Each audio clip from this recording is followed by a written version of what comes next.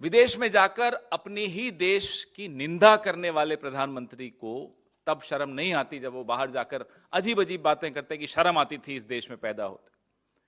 और उसके बाद देश में सोशल मीडिया पर देश के चुनावों को, देश के लोकतंत्र को प्रभावित करने के लिए आप इजराइल की एजेंसीज को बुला लेते हैं, तब आपको शर्म नहीं आती।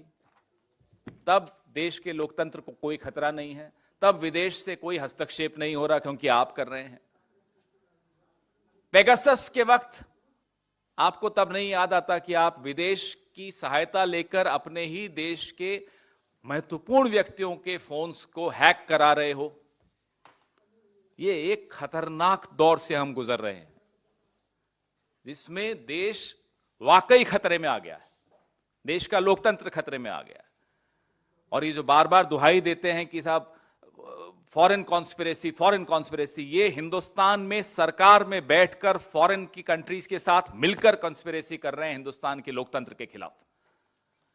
आज मैं अभी अपनी साथी सुप्रिया श्रीनेत जी से आग्रह करता हूं पहले कि वो मामला क्या है ये इजराइल का, उस पर कुछ खुलासा करेंगी और फिर हम अपनी चर्चा जारी रखेंगे। सुप्रिया जी। धन्यवाद पवन जी, आप सबको मेरा नमस्कार। और जैसा कि पवन जी ने कहा कि जो अंतर्राष्ट्रीय साजिश की बात करते हैं वो देश में रहकर देश के खिलाफ अंतर्राष्ट्रीय ताकतों से मिलकर साजिश कर रहे हैं और उसका पर्दाफाश लगातार हो रहा है। जैसा कि पवन जी ने कहा, शुरुआत कैम्ब्रिज एनालिटिका से हुई थी और कैसे उसने भाजपा के लोकसभा 2014 और 5 राज्यों में भाजपा की सहायता करी थी। फिर पेगासस का मामला सामने आया जिसमें विपक्ष के बड़े नेताओं पर, सुप्रीम कोर्ट के न्यायाधीशों के इर्द गिर्द, इलेक्शन कमिश्नर्स के आसपास और अपने ही लोगों पर जासूसी कराई गई। और अब ये जो नया मामला सामने आया है ये एक बड़ी खबर है और ये खबर बताती है ये एक कंसर्टेड एफर्ट था जिसका एक्सपोजे इंटरनेशनल जर्नलिस्ट्स ने किया है। और कुछ भी कहने से पहले मैं लिखकर दावा कर सकती हूं कि इसको भी अंतर्राष्ट्रीय साजिश बोला जाएगा, लेकिन इसमें क्या पता चला है वो जानना और समझना बहुत जरूरी है। ताल अनान 50 वर्षीय एक इजरायली स्पेशल फोर्स के ऑपरेटिव हैं। उनका ये दावा है और ये सारी जो रिपोर्ट आई है वो अंडर कवर 8 महीने की कड़ी मेहनत, अंडर कवर रहने के बाद फिजिकल मीटिंग्स, ऑनलाइन मीटिंग्स, क्या दावे किए गए, उसकी क्या पुष्टि हुई, अकाउंट्स कैसे ट्रैक हुए, उसके बेसिस पर आई है। तो नटशेल में अगर संक्षिप्त में मैं आपको बताऊं तो इजराइल के कॉन्ट्रैक्टर्स की एक टीम है जो ये दावा करते हैं और इस रिपोर्ट का ये दावा है और उन्होंने पुष्टि भी करी है कि उस दावे में सच्चाई है कि कभी करीब 3 इलेक्शंस, विश्व भर के 30 बड़े चुनावों में इन लोगों ने हस्तक्षेप किया है। वो हस्तक्षेप हैकिंग के माध्यम से है और उससे ज्यादा वो हस्तक्षेप झूठ के माध्यम से है। झूठी खबरें फैलाना, प्रतिद्वंदियों का कैरेक्टर असैसिनेट करना, एक डिसइंफॉर्मेशन कैंपेन करना, फेक न्यूज फैलाना, अलग अलग तरह के बॉट्स बनाना, ये सारे काम ये इजरायली फर्म कर रहा है। इसके फुटप्रिंट इंडिया में भी मिले हैं, इंडिया में भी इसका इस्तेमाल किया गया और आपको सबको पता है कि बिना सरकार की सहमति हुए इसका इस्तेमाल नहीं हो सकता है। अब मैं आपको बताती हूं कि ये क्या क्या करते हैं। आप सबको पता है कि फेसबुक का जो संदिग्ध भूमिका लोकतंत्र को ध्वस्त करने में पहले से रही है, उस पर सवालिया निशान लगातार उठते रहे हैं। लेकिन ये जो फर्म है, जिस फर्म की हम बात कर रहे हैं, इसको टीम ओरे, शायद इसे प्रोनाउंस किया जाता है JORGE, I think in the dialect there it's called ओरे। टीम ओरे का ये दावा है कि सिर्फ फेसबुक ही नहीं, वो Gmail, Telegram, LinkedIn, Instagram, YouTube, Twitter, सब पर उनके अवतार हैं। वो हर जगह फेक न्यूज फैला सकते हैं, वो हर जगह डिसइंफॉर्मेशन कैंपेन फैला सकते हैं, उनके बॉट्स होते हैं, उनका एक ऑलमोस्ट प्राइवेट मिलिशिया है सोशल मीडिया पर और वो हर तरह की डिसइंफॉर्मेशन कैंपेन प्रतिद्वंदियों के खिलाफ, जहां की सरकारें उनको एंगेज करती हैं और हिंदुस्तान में भी ऐसा करके फैलाया गया है। ये एक फेक पिटिशंस फैलाते हैं। लेकिन दिक्कत की बात यह है, और हम दिक्कत के सवाल से शुरू करते हैं। दिक्कत की बात यह है कि जो इनका मोडस ऑपरेंडी है, जैसे ये ऑपरेट करते हैं, वो टोटल इमेज, टोटल मिरर होता है भारतीय जनता पार्टी के आईटी सेल में। और मैं छोटा सा उदाहरण आपको दे देती हूं। एक फेक न्यूज, एक डिसइंफॉर्मेशन कैंपेन किसी छोटे से अकाउंट से, जिसके 10 या 20 फॉलोअर होते हैं, ऐसे अकाउंट से लगा दी जाती है। उसके बाद जो पूरा राइट विंग इकोसिस्टम है वो उसको फैलाना शुरू करता है।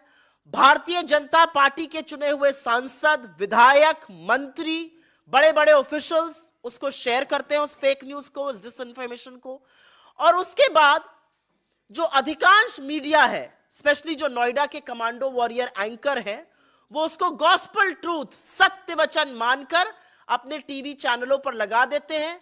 उस पर पूरी शाम, पूरी रात, पूरे दिन बहस होती है, एक नैरेटिव बिल्ड किया जाता है, लोगों के दिमाग में एक ये संशय डाला जाता है। और उसके बाद जब इसका पर्दाफाश होता है तो ये सब लोग चुप बैठ जाते हैं, क्योंकि the damage has been done.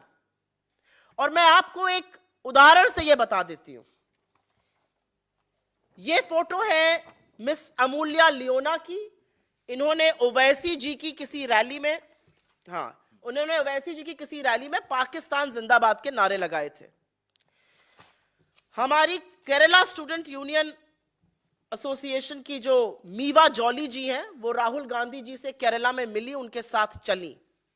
एक छोटे से ट्विटर अकाउंट ने यह फेक कैंपेन शुरू किया कि पाकिस्तान जिंदाबाद के नारे लगाने वाली लड़की राहुल जी के साथ आई है।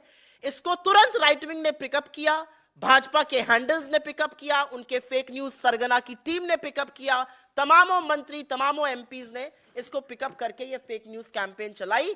फैक्ट चेक जब हुआ तो सच सामने आया। लेकिन उस दौरान ये व्हाट्सएप पे, ये टेलीग्राम पर, ये मेल पर, ये हर सोशल मीडिया प्लेटफॉर्म पर झूठ फैलाया जा चुका था। ये तो झूठ हो गया कि आप किसी का कैरेक्टर असैसिनेट कर रहे हैं, आप राहुल जी पर बेकार का आक्षेप लगा रहे थे। अब ये और भी सिनिस्टर प्लॉट है, ये और भी डेंजरस है। ये कैसे होता है? और इसी में इजराइल के इस फर्म का रोल भी सामने आता है कि कैसे ये डिसइंफॉर्मेशन एक बड़े सुनियोजित तरीके से फैलाई जाती है। आप सबको याद होगा उदयपुर का कन्हैया हत्याकांड, उसने सबकी रूह हिला दी थी। जो हुआ वो सर्वथा गलत था। राजस्थान की सरकार ने एक डिसाइसिव एक्शन लिया और तुरंत बहुत बड़ा एक और भी बड़ी घटना होने से बचाया। लेकिन आपको अगर याद हो तो राहुल गांधी जी का वायनाड में दिया वो स्टेटमेंट, किन्हीं लेफ्ट एक्टिविस्ट ने उनका दफ्तर आके तोड़ फोड़ किया था। उन्होंने कहा बच्चे हैं, बच्चों को माफ कर देना चाहिए। वहां से वो स्टेटमेंट काटा गया, उसको उदयपुर से एसोसिएट किया गया और उस मामले को तूल पकड़ाया गया। और इस मामले को फैलाने वाले भारतीय जनता पार्टी के चुने हुए सांसद और उनके मंत्रीगण थे। जब पर्दाफाश हुआ तो ट्वीट्स डिलीट हुए। लेकिन असलियत यह है कि इस तरह का नैरेटिव एक आतंकी घटना को लेकर समुदायों में विषाक्त फैलाने पर हो रहा था। और इसीलिए कुछ सवाल हैं जो हम लोग जरूर पूछना चाहते हैं, क्योंकि यह पैटर्न एक है।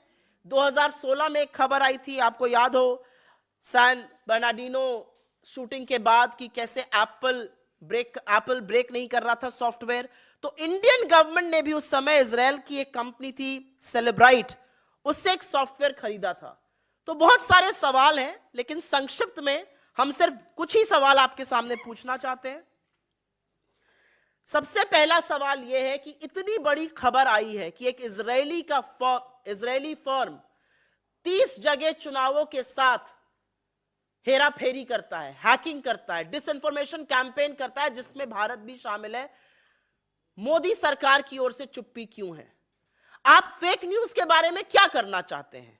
आपको फैक्ट चेकर्स से इतनी दिक्कत क्यों है? फैक्ट चेकर्स को आप जेल में डालते हैं और आपका पीआईबी फैक्ट चेकिंग जो है वो अगर सवाल पूछिए तो उसको झूठा साबित कर देता है। दूसरा, पेगासस पर अभी तक सरकार की ओर से कुछ नहीं बोला गया। यह अलग बात है कि सुप्रीम कोर्ट के सामने जो कमिटी थी उसने कहा कि सरकार ने इसमें सपोर्ट नहीं किया था। लेकिन इन सब का जो लब्बो लबाब है वो ये है कि फेक न्यूज जिस तरह की देश में फैलाई जा रही है, जिस तरह से एक पर्टिकुलर वर्ग के खिलाफ, हमारे नेताओं के खिलाफ, हमारी पार्टी के खिलाफ फैलाई जा रही है, उसमें कितना हाथ बीजेपी की आईटी सेल का है और कितना योगदान आपके ऐसे तथाकथित पार्टनर्स का है जिनको आप लेकर इस देश में आए हैं, चाहे वो इजराइल से हो या कहीं और से हो। अभी क्योंकि प्रूफ अभी, क्योंकि रिपोर्ट्स इजराइल से आ रही हैं इस फर्म की, टीम ओरे की, तो हम जरूर ये सवाल पूछेंगे कि इसके बारे में आप क्या करने की कोशिश कर रहे हैं, कि क्या कोई कमिटी, क्या कोई सुप्रीम कोर्ट मॉनिटर्ड प्रोब, क्या आपका आईटी डिपार्टमेंट इस पर कुछ भी विचार कर रहा है? क्योंकि अगर नहीं कर रहा है तो असलियत यह है कि लोकतंत्र को खतरे में डालने वाले, इस देश के साथ लोकतंत्र में खिलवाड़ करने वाले, लोगों के इलेक्टोरल चॉइसेस पर प्रहार करने वाले नरेंद्र मोदी जी की सरकार है। और यह सरकार इतने सुनियोजित तरीके से यह कर रही है और इसमें मदद ऐसी कंपनीज की ले रही है जो फॉरेन कंपनीज है, जिनको हमारे चुनाव में, हमारी डेमोक्रेसी में, हमारे लोकतंत्र में इंटरफेयर करने का कोई भी मतलब नहीं है।